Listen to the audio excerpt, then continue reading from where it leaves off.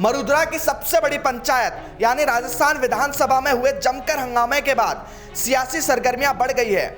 इसी बीच कांग्रेस ने अंदरखामे आगामी उपचुनाव को लेकर तैयारियां शुरू कर दी है। मेवाड़ की 2 सीटों पर विधानसभा सत्र के बाद चुनावों की घोषणा हो सकती है, लिहाजा ऐसे में कांग्रेस ने अपना एजेंडा सेट करना शुरू कर दिया है। तो वहीं भाजपा भी चुनावों को देखते हुए मेवाड़ में ही चिंतन शिविर करने जा रही है। इसी बीच पूर्व मुख्यमंत्री वसुंधरा राजे की सक्रियता नजर आ सकती है। दरअसल आगामी दिनों में मेवाड़ की वल्लभनगर और धरियावाद सीट पर उपचुनाव होने हैं। इससे पहले ही कांग्रेस और भाजपा ने अपनी अपनी सक्रियता बढ़ा दी है।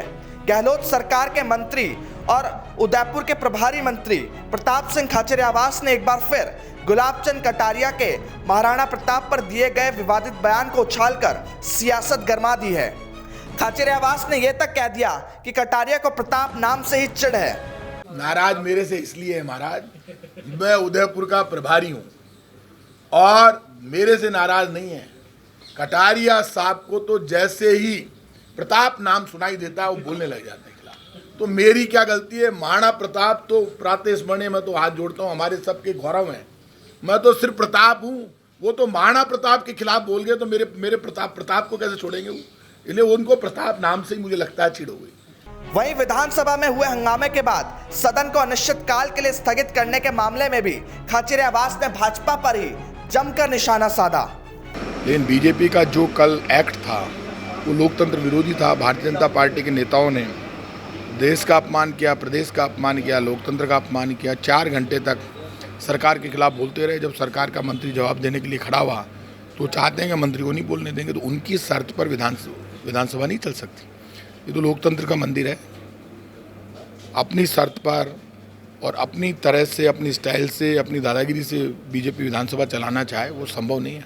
विधानसभा तो राजस्थान की जनता की धरोहर है। वहाँ बैठकर पक्ष और विपक्ष को पॉजिटिव तरीके से डिस्कस करना पड़ेगा। वो बीजेपी करना नहीं चाहती, इसलिए टकराव होता है। हालांकि गुरुवार को मुख्यमंत्री अशोक गहलोत के फोन के बाद विधानसभा अध्यक्ष सीपी जोशी मान गए और शुक्रवार से सदन की कार्रवाई फिर शुरू हो गई। दूसरी ओर उपचुनाव से पहले भाजपा भी सक्रिय हो गई है। राजस्थान भाजपा के नेताओं को एकजुट का मंत्र देने के लिए राष्ट्रीय संगठन महामंत्री बीएल संतोष 21 सितंबर को राजस्थान आ रहे हैं। उपचुनाव वाले उदयपुर संभाग में ही भाजपा का ये चिंतन शिविर आयोजित किया जाएगा। इस दौरान वसुंधरा राजे की भी शामिल होने की संभावना जताई जा रही है। हालांकि इस चिंतन शिविर से पहले वसुंधरा राजे ने पेपर लीक मामले में गहलोत सरकार पर जमकर निशाना साधा। राजे ने कहा कि जिस दिन प्रतियोगिता परीक्षा होती है उसके अगले ही दिन अखबार की सुर्खियों में पेपर लीक की खबरें छप जाती है। कांग्रेस सरकार में सिर्फ प्रतियोगिता परीक्षाओं के पेपर ही नहीं बल्कि मेहनतकश युवाओं के सपने भी बिक रहे हैं। कुल मिलाकर आगामी दिनों में सूबे का सियासी पारा बढ़ता दिखाई देगा। उपचुनाव की सरगर्मियों के बीच नेताओं की सक्रियता भी देखने लायक होगी, लिहाजा ऐसे में इंतजार करिए चुनावों की तारीखों का।